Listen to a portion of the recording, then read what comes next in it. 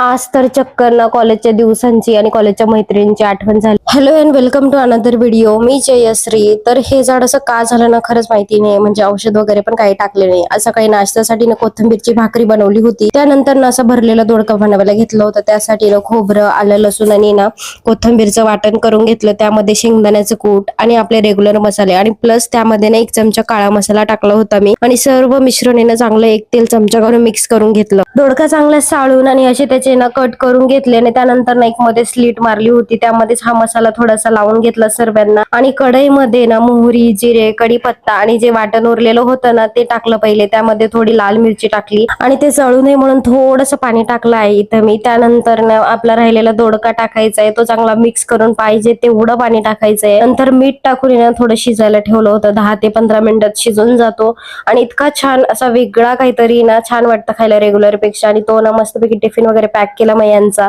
आणि इव्हिनिंगला जेव्हा स्कूटीवर चाललो ना, अक्षरशः कॉलेजचे दिवस आठवले मला. म्हणजे ना मैत्रिणींसोबत फिरणं वगैरे सर्व काही आठवलं. तर लग्नानंतर तर या गोष्टी ना खूप मागे पडून जातात. आणि सध्या त्याला इतकं लाडून ठेवलं ना त्याच्या सर्वच काक्यांनी, रोज काही ना काही मिळतच असतं त्याला.